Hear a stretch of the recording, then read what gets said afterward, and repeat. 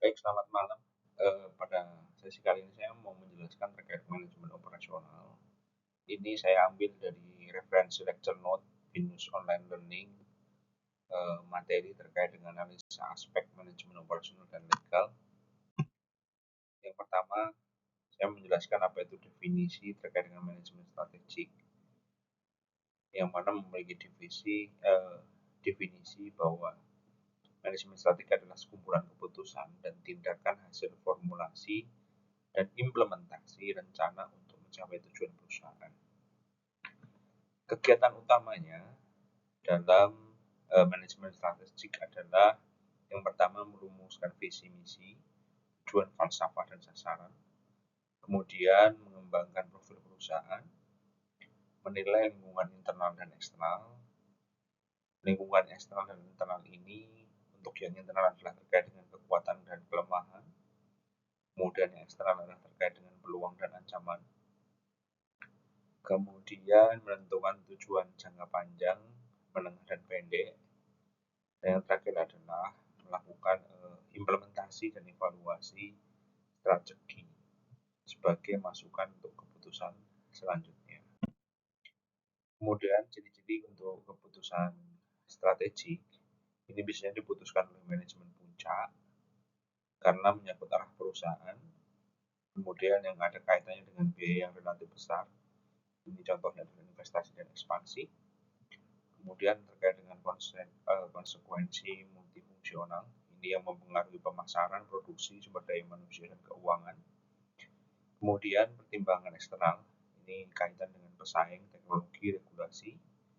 Kemudian dampak jangka panjang, ini keputusan yang akan di tahun-tahun ke depan. Kemudian keputusan yang sifatnya adalah berorientasi pada nilai, ini terkait dengan reputasi biasanya dan keberlanjutan contohnya. Kemudian untuk yang selanjutnya adalah terkait dengan konseptual ya. Konseptual ini merupakan arah perusahaan, tapi lebih general, bukan teknis yang sangat mendetail yang dijelaskan untuk keputusan strategik itu. Kemudian manfaat manajemen strategik sendiri adalah untuk mengantisipasi dan solusi masalah yang lebih kuat atau lebih baik.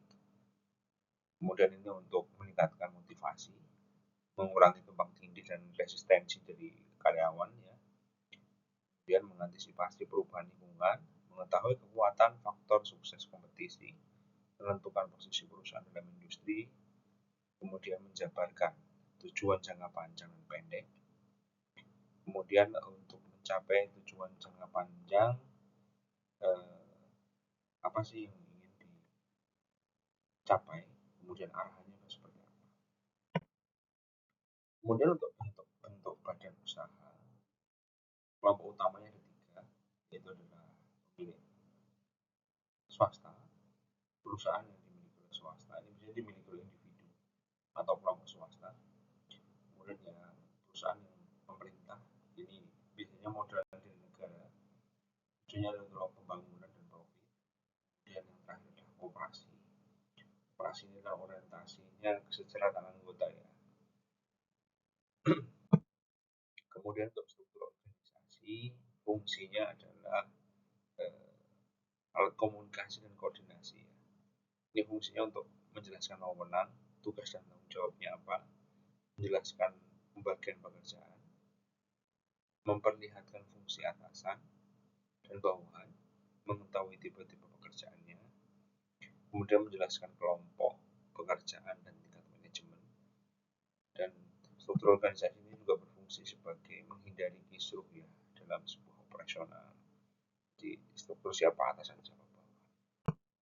Kemudian setelah wewenang dalam organisasi, wewenang dalam makna garis adalah untuk memerintah langsung ya. Jadi contohnya adalah manajer ke supervisor, supervisor ke apa, grup kerja biasanya langsung ke karyawan frontline. Sebenarnya kalau ada wewenang staff, ini hanya memberi saran dan dukungan ya. Contohnya seorang HR itu memberi rekomendasi. Tujuannya adalah menghindari konflik peran dan menjaga koordinasi. Kemudian jadi aspek legal atau yuridis. Aspek legal penting ini dianalisa sebuah proyek atau dimulai atau dihentikan. Ini gunanya untuk mencegah masalah hukum dari pemerintah atau masyarakat. Ada 5 faktor yang aspek legal ini ya, aspek yuridis ini.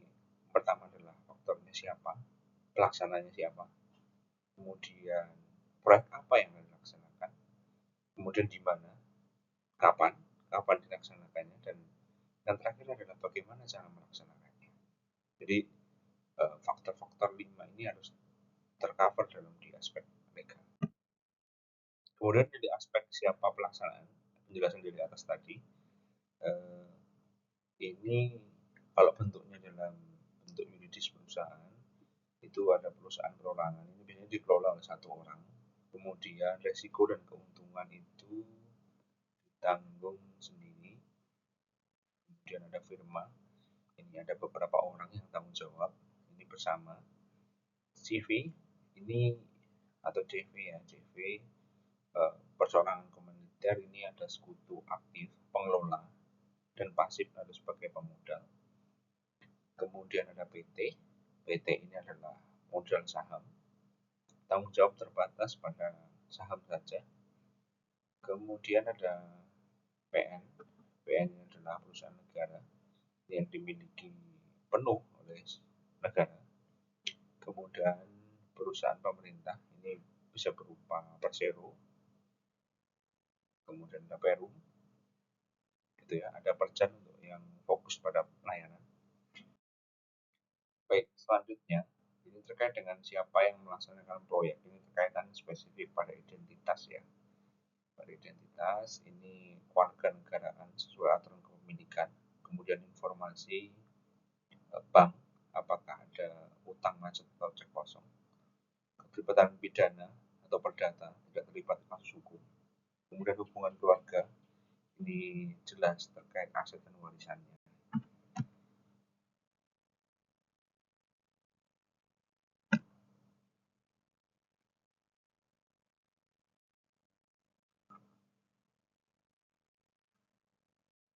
Oke, yang selanjutnya,